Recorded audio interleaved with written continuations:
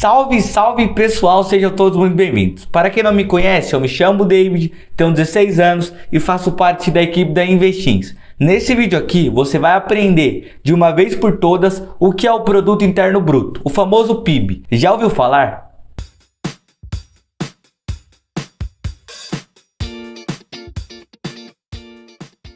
Você com certeza já deve ter ouvido falar na escola sobre o PIB, Produto Interno Bruto. E eu sei que normalmente a gente tem uma noção do que ele significa, mas exatamente para que ele serve, o que ele é, a gente não tem muito essa visão. Bom, pessoal, o PIB, o Produto Interno Bruto do Brasil e do mundo, dos outros países, é um medidor de geração de riqueza. Medidor de geração de riqueza, David? Sim, é uma forma que a gente mede as riquezas dos territórios, dos países. A gente mede a riqueza de um país através do PIB, beleza? De forma resumida, gente boa, o PIB é a soma de todos os bens e produtos, beleza? De um país, de uma cidade ou de um estado, ok? Que tem aí o objetivo de medir a geração de riqueza desses territórios. Por exemplo, vamos imaginar aqui no nosso cenário que a gente tem um trigo, beleza? Que é a matéria-prima aí do pão, e você compra ele no mercado, né? Você compra o pão no mercado e o trigo é a matéria-prima desse produto. Vamos supor que o trigo ele custa R$2, beleza? O trigo, a matéria-prima, custa R$2. Já o pão, ele é vendido, por exemplo, no mercado a R$10. Então, assim, a matéria-prima, o trigo é R$2, o pão ele é vendido a R$10. Quando o IBGE ele vai calcular o PIB, ele não pode somar o valor do trigo e o valor do pão juntos. 2 mais 10 que daria 12. Não, ele tem que somar esse valor de forma certa, de forma correta. Porque se ele somar o valor do trigo com o valor do pão, vai dar 12. Só que dentro do pão já tem o valor do trigo, entendeu? Porque para eu fazer o pão eu preciso do trigo.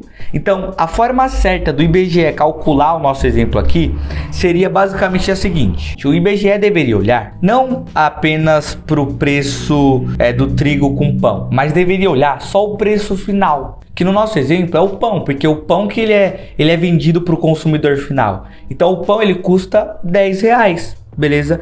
E aí ele não contabiliza o trigo duas vezes, porque dentro daqueles R$10 do pão já tem os R$2 do trigo. Percebe? Eu sei que é um pouco confuso no começo, mas se você assistir esse vídeo aqui de novo, você vai pegar o que eu tô falando. Por isso, pessoal, eu falei para vocês que o PIB é a soma de bens e produtos finais.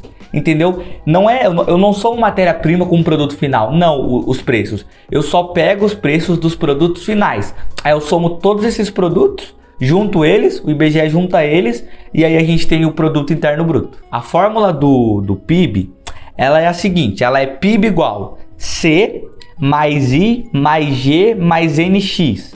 Cujo o C é o consumo das pessoas, de nós, beleza? População brasileira, por exemplo. O I são os investimentos das empresas. O G é os gastos do governo.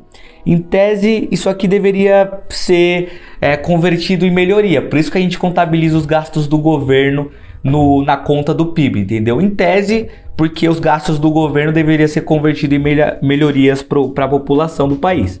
E o NX é a exportação líquida. O que é exportação líquida, David? É exportação, tudo que eu vendo, menos tudo que eu compro, beleza? Aí eu tenho a exportação líquida.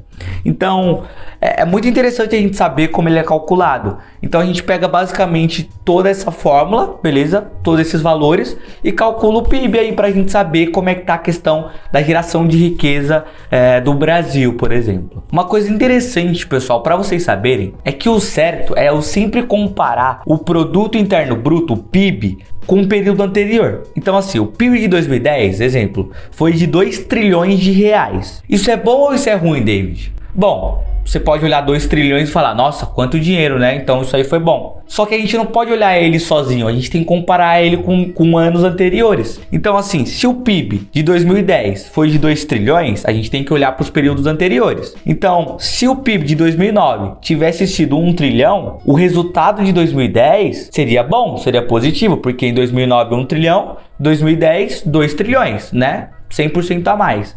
Agora, se o PIB de 2009 tivesse sido de 3 trilhões, o de 2010 fosse de 2 trilhões, né? Já seria ruim, porque, pô, se em 2009 eu tive um PIB de 3 trilhões, em 2010, no próximo ano, eu tive um PIB inferior ao passado, isso significa que eu gerei menos riqueza. E isso é negativo. O objetivo do PIB é sempre crescer em relação ao período anterior, pessoal. É basicamente isso. Se isso acontecer, a gente está observando que a economia está crescendo, que está tendo desenvolvimento econômico, que está tendo crescimento econômico, beleza? Agora, se o PIB ele vem caindo ano após ano, beleza? Em comparação aí, isso mostra que a economia está em recessão, o que é bem ruim. E é basicamente o cenário do nosso país, do Brasil. Uma coisa muito importante para vocês saberem também é que todos os países calculam PIB nas suas respectivas moedas. Então aqui no Brasil a gente calcula em real. Para vocês terem uma ideia, o PIB do Brasil em 2020, por exemplo, foi de exatamente 7,5 trilhões de reais. E no nosso caso, quem calcula o PIB é o IBGE, o Instituto Brasileiro de Geografia e Estatísticas, beleza? Existem outras coisas aqui no meio, como PIB per capita, metodologia de valor agregado, PIB nominal, PIB real. Só que por enquanto isso aqui já tá bom. Esse breve resumo. Espero que vocês tenham curtido esse vídeo. Deixe o seu like, deixe o seu gostei aí. Se inscreva no canal, compartilhe esse conteúdo com 2 pessoas do seu ciclo, para que essas pessoas possam começar a entender como funciona a economia de uma forma simples, bem didática, de jovem para jovem, beleza? E faça do mundo um lugar melhor. Até a próxima.